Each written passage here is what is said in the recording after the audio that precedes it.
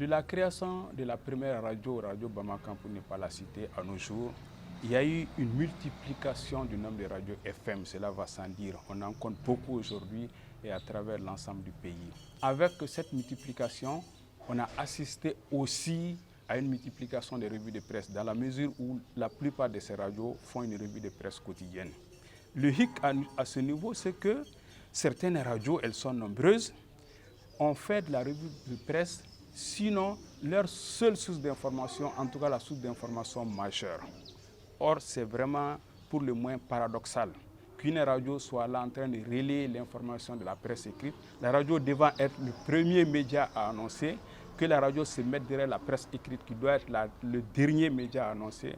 Je pense que c'est vraiment paradoxal. La radio doit être plutôt avant la presse écrite. Donc ces radios qui font de la presse, de la revue de la presse, qui n'est autre que le fait de relayer l'information de la presse écrite, ces radios-là font jouer à la radio, au médium radio, le rôle qui ne doit pas être le sien en réalité. Donc il faudrait que ces radios voient un peu, c'est bien de faire une revue de presse, mais vraiment, il ne faut pas que la revue de presse soit la source d'information majeure d'une radio. Ceci dit, concernant les revues elles-mêmes, les revues de presse, moi je les suis régulièrement. Donc elles ont pratiquement la même forme. C'est à l'image de Bamakan qui a été la première radio, et de Si Solo et de son confrère père à son âme, Mamadou Bakari Koulibaly, ensuite qui a été remplacé Abdoulaye Zak. C'est vraiment la même forme. La même forme, ce sont tous inspirés de choses de Bamakan, qui a été le premier à commencer cette revue. C'est toujours un duo. C'est un duo, deux personnes qui présentent la revue de la presse. Chacun prend un journal à tour de rôle et dans le journal, on prend un article. C'est bien, on ne peut pas dire que ce n'est pas une revue de presse, dans la mesure où chaque fois que quelqu'un se met à relayer un peu l'information des journaux, donc il fait de la revue de la presse. Moi-même, je les suis un peu.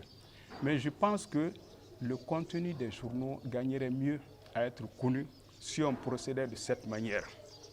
Dans un premier temps, il faut prendre tous les journaux. J'ai dit tous les journaux, ça c'est pas compliqué. Tous les journaux, quel que soit le nombre, jeter un regard sur ces journaux et voir le titre dominant. Ce titre dominant, ça veut dire que c'est le sujet le plus traité. Il ne faut pas prendre le sujet que toi, animateur de revue de presse, penses que c'est vraiment le sujet d'actualité majeure. Il faut plutôt regarder les journaux et voir le sujet le plus traité. C'est ça l'information majeure.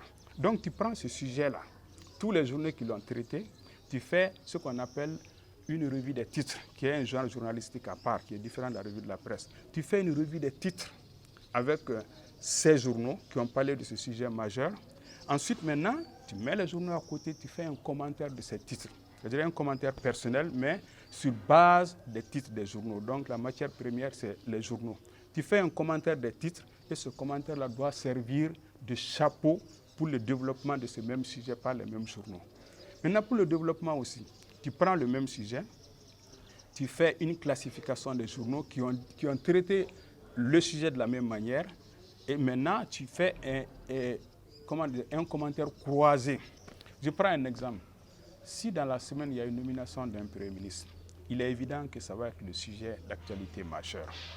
Il y a des journaux qui vont dire celui qui a été nommé ne peut pas faire l'affaire pour telle raison. Ils ont leurs raisons. Il y en a qui vont dire c'est l'homme de la situation, on ne pouvait pas avoir mieux. Ils ont leurs raisons. Il y en a qui vont dire on l'attend à la tâche. On va le juger à la tâche. Donc tu fais un commentaire croisé de ces journaux sur ce sujet-là et tu les traites en 6 à 7 minutes de sujet d'actualité majeure. Ensuite, s'il y a un autre sujet important qui vient en seconde position, tu les traites de la même manière. Revue des titres, commentaire des titres et développement. Tu consacres 3 à 4 minutes. Il peut avoir un sujet qui a été traité de façon isolée par un journaliste par un journal parce qu'il a été peut-être le seul à avoir l'information. Tu les traites aussi en 2 ou 3 minutes. Ensuite, les faits divers, tu peux les mettre à part, consacrer quelques 2 à 3 minutes aux faits divers parce qu'il y a des journaux qui sont vraiment consacrés aux faits divers. Ensuite, maintenant, l'actualité sportive étant vraiment une actualité un peu différente, tu peux consacrer 2 à 3 minutes au sport aussi, selon l'actualité sportive. Donc, en 15 minutes, maximum 17 minutes, on doit pouvoir vraiment ramasser le contenu les journaux de telle manière que quelqu'un qui n'a pas lu les journaux de la semaine puisse vraiment se retrouver. Ce qui se fait maintenant, je ne suis pas contre, moi je les suis aussi, je les suis et ils ont pu adapter quand même la revue de la presse, ils le font en bambara au public, mais ça ne reflète pas tellement ça ne donne pas tellement le contenu des journaux.